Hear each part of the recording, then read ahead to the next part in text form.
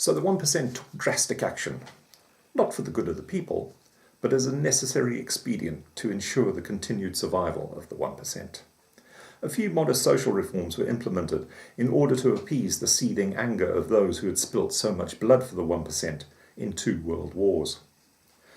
The Russian Revolution represented that most terrifying thing, the threat of a recent good example. So the Western 1% had a simple choice to make: throw a bone to the 99% in the shape of a couple of modest social reforms, or suffer the same fate as befell the Russian 1% at the beginning of the 20th century.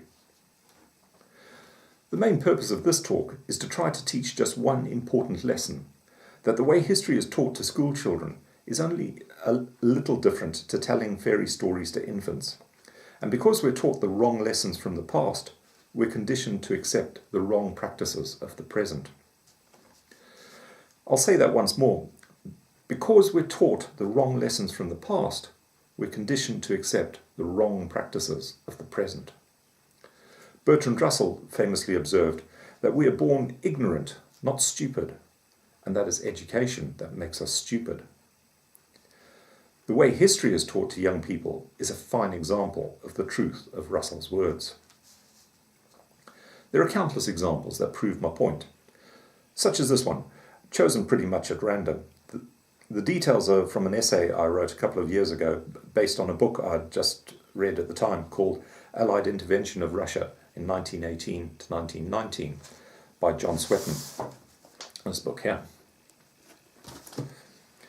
It's an account of how the armies of Western Europe and the US tried to kill off the Bolshevik Revolution before the 99% could find out if communism might just possibly be a good idea. The book was published in 1967, and Mr. Swetnam, an officer who served at different times in both the British and Canadian armies, was very obviously no left-wing sympathiser. His book is what you might expect from a fairly normal member of the establishment. In other words, no one could accuse him of being a left-wing propagandist. The first point to pick up on is the dates involved. If asked when the First World War ended, some people would reply 1918. Although that was indeed when the armistice to end the European bloodbath was signed, the fact is that the Western armies never paused for breath and continued fighting well into 1920, in a war that almost no one has heard of, a war to kill off Bolshevism. And the main reason that almost no one has ever heard of it was because it was a war the Western nations lost. Possibly the most revealing story in Mr. Swetnam's book was about an incident involving a Scottish war hero called Brigadier General George William St. George Grogan, VC, CB, CMG, DSO and Bar. Now the thing that immediately piqued my curiosity was the fact that I'd never heard of General Grogan. Whilst I do not pretend to be an expert on the so-called heroes of the so-called Great War, I have studied the subject a little bit and was surprised to read about such a high-ranking person from that time that I'd never heard of, someone who was also a winner of the Victoria Cross, the highest award for military bravery in the British Army. So I did a little digging. There wasn't very much on the internet about General Grogan. A Wikipedia entry ran to only about 150 words or so, most of which was given over to the incident which led to him winning his Victoria Cross. However, there was quite a bit more about the man on the website of the Worcestershire Regiment, with which he was obviously closely connected for some time. That revealed that Grogan was the eldest son of a high-ranking career soldier, in whose footsteps he immediately trod as soon as he left school. In other words, Grogan was military aristocracy from birth. The whole article reads like a fairly typical war hero type story. But the bit that's particularly relevant here is the period relating to General Grogan's activities in 1919, after the war had supposedly finished. About this, the regimental website tells us this, and I quote, "After the armistice, he was selected for service in North Russia, assuming command of the 1st Brigade of the Relief Force, which went out under Lord Rawlinson to accomplish the evacuation of Archangel and Murmansk fronts." Notice that bit about the reason for him going to Russia. To accomplish the evacuation of the Archangel and Murmansk fronts. In other words, to help Allied forces retreat from Russia. Now back to Mr. Swetnam's book, which tells a fascinating story. a story that now seems to have been entirely forgotten in the official record. According to Mr. Swetnam, Grogan arrived in Archangel on May the 26th, 1919. But about 4 weeks later, and I quote from Mr. Swetnam's book, on the 20th of June, Grogan launched a limited offensive using 1 battalion of Hampshires in conjunction with White Russian troops against the Bolsheviks. The Russian attack was a success, and the whole offensive would have been more so if the Hampshires had participated.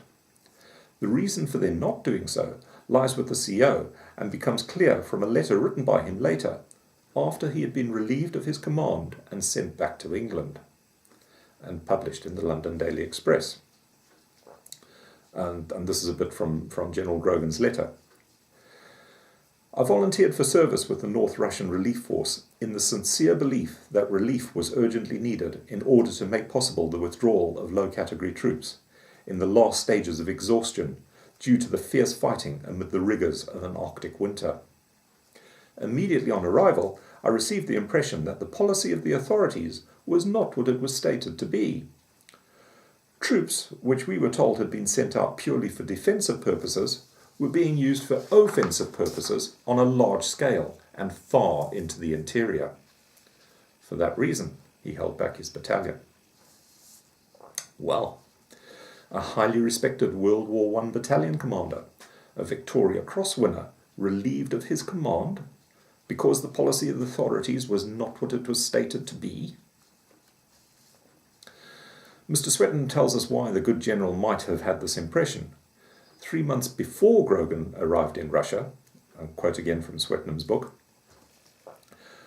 Winston Churchill, then Minister of War, fully cognizant of the threat posed by communism for the future, left the Paris Peace Conference determined to do alone whatever could be done to crush the Soviets while a little time still remained.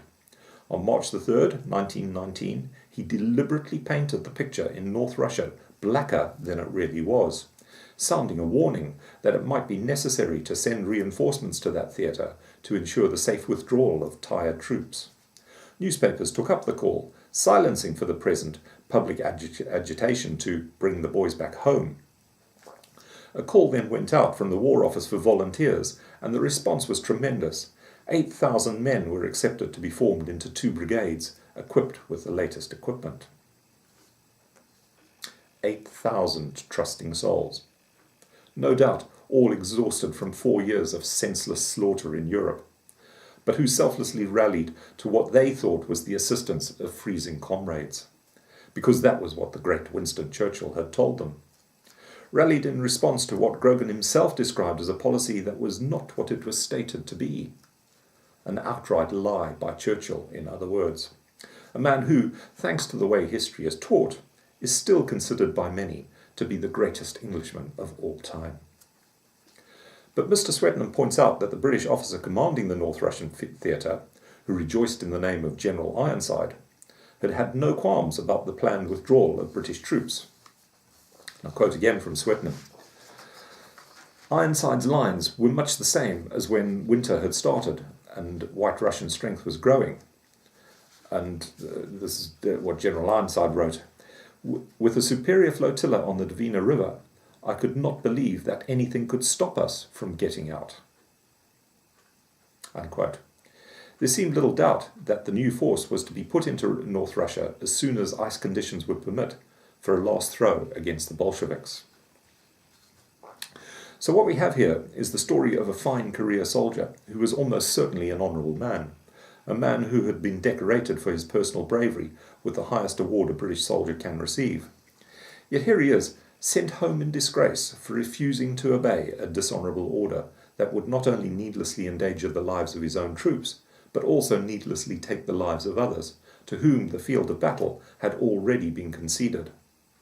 As General Ironside's remark about getting out makes clear, it was possibly the finest and bravest act of General Grogan's career, and it's all but entirely deleted from the official history records.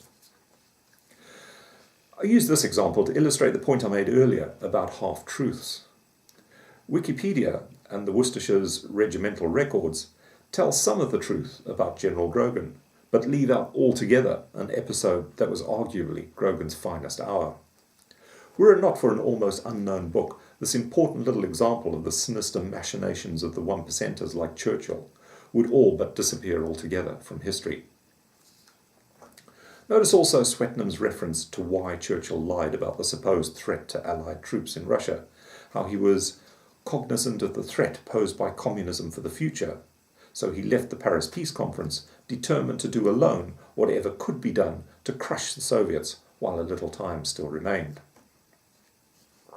The threat of communism, a scant 18 months or so after the Russian Revolution. This terror felt by the 1% of a possibly good example is something that other historians have also noted. David Fromkin, for example, writing in his book, A Peace to End All Peace,